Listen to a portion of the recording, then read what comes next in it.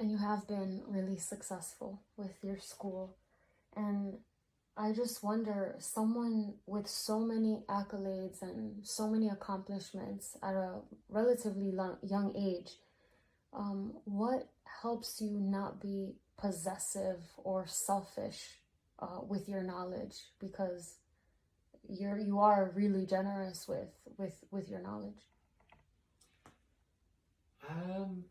Yeah, I suppose like what sort of like what I was saying earlier about making it easier for people to come after us. But I think people are just different. I think some people are generous and some people are, are more selfish, the more protected. And it is quite common, but I think it's common anywhere. I think if you go into any trade, you'll probably find like even architecture or that, you'll find, an architect who'd be very generous with his time, training the underlings, and you'll find other ones that will just like figure it out for yourself. I've met guys like that, I was never terribly impressed by them, so I wasn't. And but at the same time, like there's always two sides there, and there's always some people are one way, some people have a negative disposition, other people have a positive disposition. Because I've always been, more of a positive person. I don't think I lose anything by training someone. In fact, I think I gain more than I lose. I think that whenever I try to explain something to somebody who clearly doesn't know what I'm talking about, and then you're working harder to explain it to them, you're coming to a fuller understanding of it yourself. I mean, I don't think without my school I would have ever written my book, Pattern Drafting for Bespoke Menswear, the Imperial System, along with the title, I know. But I don't think I would have ever written it. I think it took the years I taught at Parsons and the years I ran my school. It was essentially a byproduct of the school. I was writing the book in order to try and find a way of easier explaining my my cutting course to in-house students, and then subsequently online students. So the book came in very helpful then. But yeah, I never felt like I lost anything by teaching anything. That's so good to hear. I've heard a lot of people say, and you might have heard this before, that tailoring is a dying art. So I would like to know your thoughts on that. And if it isn't, where does one start? How can I become a tailor if I want to be? Good question. I'm sort of smiling there when you're asking the question. I couldn't help but think of Paul Frierson and Henry Poole. He was my master there. And Paul said that he was 50 years in the trade when I was there, and that was the best part of 10 years ago. So I suppose he's 60 years in the trade now. And Paul said whenever he got into the trade, he was told it's a dying art. It's like tailoring's just going to die out. I'd liken, I suppose, tailoring. It is a different profession. I mean, there is I suppose tailors can feel under threat by made to measure or ready to wear or factory produced garments. And there are different types of tailors for sure. There's handcrafted tailors like you find on Savile Row, and then there's more of the bespoke or customized, I think, custom variety that you'd find in New York, who have no real practical training in tailoring, but have a use of it, know how to use an inch tape, and can orientate what they want to a pattern cutter or a bot manipulator at a large factory. There are different types of tailors, but we'll stick to handcraft tailors and from my own field. And yes, there are fewer tailors now. It's not as in fashion. There isn't. I wouldn't say there are fewer people who want to be tailors. I'd say there's as many people who want to be tailors now as there was 50 years ago. But everybody has the issue of it's the opportunity, like what opportunity you're presented with. I mean, you could meet many tailors even in the trade, and I've known a few of them, cutters who wanted to be coat makers, and trouser makers who wanted to be cutters, and coat makers who wanted to make trousers, and but ended up in the field they were in because of the opportunity that they were presented with. And yes, it is a big issue, like accessing training, and that was a large part of the reason why I produced the making of a coat. You know, I floated that idea first back in '05. I mentioned it to some tailors then, and the reaction that I got warned me off mentioning it to anyone until I actually did it. You know, they were not pleased with the idea. They were like, oh, but what happens if, you know, it's viewed in China and the Chinese see how we do everything? Aren't they going to steal our art from us? And I'm like, probably not, no. They might actually just improve how they do things. They're going, oh, that's why they do that, right? Maybe we should, you know, change up how we are, you know, how we've copied that same technique, and now we come to a fuller understanding of what it is. Maybe it'll improve garments overall, you know. So, like, how do you get into the trade? I mean, it is difficult. I mean, I teach a lot of students, particularly through my online courses, who just say, and I live in a town, or, you know, that has no tailors. There's no tradition of tailoring here, and I can't, you know, I can't afford the colleges. You know, I actually looked myself, like I have a diploma in tailoring, and other reasons I have found that it probably would have helped better if I had a degree. You know, I'm planning to do a green cert for farming. Would have helped if I had a degree. I'm in the Army Reserves. Would have helped if I had a degree. So, you know, I looked at actually doing a degree myself, going back to London College of Fashion and actually doing the degree course. There wasn't a degree course when I was there, but there is one now. But, well, you know, just to get the degree. And I was looking at I was working it all out. It was going to cost me over 50,000 to do it. And I was just like, if I had 50,000, you know, I can think of better things than spending it on than getting a piece of paper that makes my life somewhat easier in everything except tailoring. So, yeah, no, I certainly feel for people that are like, you know, how do I learn this? And like, that's a question that I've been trying to answer since I opened my school, is how do we make this easier? And it will be, hopefully, you know, the people who watched this video will look back on and say, oh, this is before Rory launched his website. This is before, you know, all those videos were made available and we were able to access any, you know, piece of information related to handcraft tailoring that they wanted to know off my site. That's what I plan to do. You know, that'll be my legacy. You know, I think even more so than the book. I think those videos, we have heard even back now great stories from the first video series, the one that was not completed, the making of the coat. That was a project that went unfinished. But since then, I have produced a video series called The Making of a Handcraft Coat. It is finished. It is over 50 hours of footage. It answers all your questions on how you make a handcrafted coat. Like, it's, you know, it was no small feat, you know, doing that. I'm sure people will always wish that, you know, maybe it's better in some ways, but I think I don't think there's anything else like it on the market, not right now anyway. So I think it will help a lot of people. I recall a story that my friend Nathaniel Adams told me when he was touring around the world promoting his second book. I think it was I Am Dandy was the first book. I can't remember what he called the second book, but I know whenever he was going around promoting it, he actually visited a place. He visited Nairobi, and he went to this town, and they'd heard about a tailor in the town, so they decided to go and visit him. What took him to Nairobi, I'm not sure, but he was there. He went to this town and he visited this tailor, and he asked the tailor, "Where did you learn tailoring?" The guy turned to him and says, "There's no tradition of tailoring in this town. We learned everything we know from the Making of the Coat series by Rory Duffy on YouTube." That he was like, "No way, I know that guy. He's a friend of mine."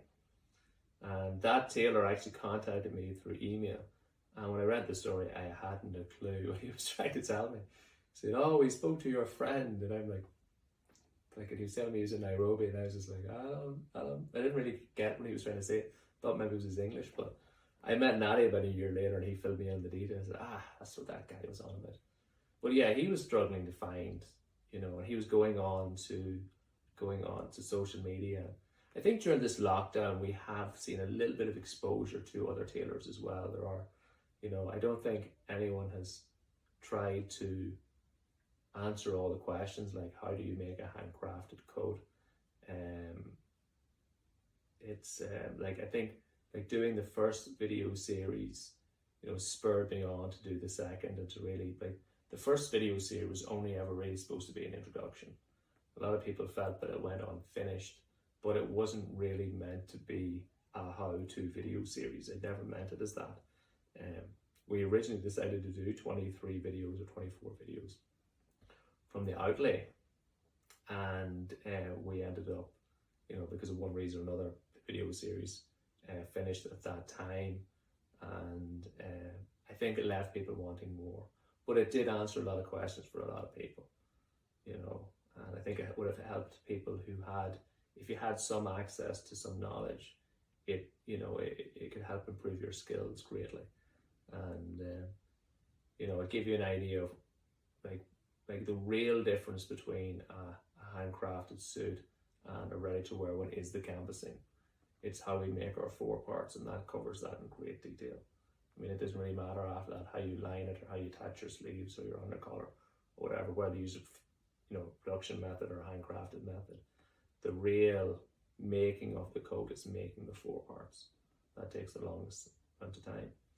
And we'll see, or you will see from this new video series, like I think it's over 50 hours of footage. So, whatever you want to know, it's definitely in there. It doesn't follow on from the last video series, so you can't chop and change between the two of them.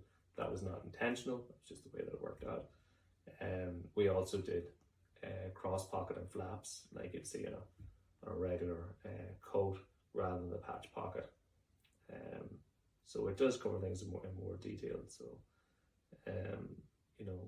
there are schools, schools are opening up. There's tailors in different parts of the world now that are seeing, sort of like opening up like evening classes in their free time. And you'll find those in some cities like London, and some parts of like Europe as well. But I'm hopeful through my school that there will be a legacy of tailors that after I'm gone, that you'll be able to, I don't know if anyone will ever do it, but that it could be possible to trace back, X number of tailors from having trained at this one school. And we're already in the double digits for that. So let's see what happens. So tell me a little bit about the school. If I'm interested in attending your school, I can't come to Ireland, and it's too expensive for me to fly and stay here for months at a time. How does that work? Yes, well, originally it was exactly that. You had to fly in and stay here. I think the first course that we ran was 3 months long, 15 weeks, first course. And that ended up being too long. We felt that the students tend to go a little stir crazy about 6 or 8 weeks into it. So we felt that was too long. So we decided to make the courses shorter in-house and for the sanity of our students. But also it was the realization that you can't teach it all in one sitting. That's what I was trying to do. When I was sitting down going, how long would it take to learn cutting? All about cutting, everything you need to know about cutting. And 15 weeks was the number that I came up with. And that's pretty much, you're doing 20 hours a week in class, and then probably another 10 or 20 hours on top of that of homework each week. So it was essentially, it was a full-time course, it was a full day. And I think you can end up bombarding somebody almost with too much information that by the time they get to the end of it, they forgot what they did at the start of it. And we had, there was a student actually reached out to me, very interested in attending the courses, but was saying that, is there some way you could do this online? Like if you were to set up your phone and I called you on Skype and you sent me the notes ahead of time, and if if I had the same rulers that you had, is there a way that you could teach this online? And this guy was Dutch, I think. And I was like, it's not a bad idea. If you want to give that a try, sure, why not? Like, we'll give it a go. And that's exactly what we did. I went through a number of different rigs to try and hold up the camera, hold it steady, and something you can adjust it.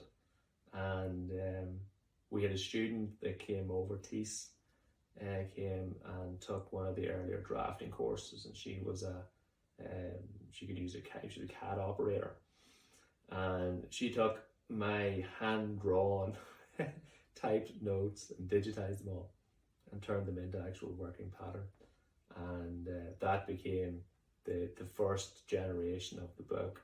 So notes were set ahead of time, and then I did demonstrations where I would in one class would show one draft and explain how I got all my points, and using different parts of the rulers to show how I shaped all the runs, and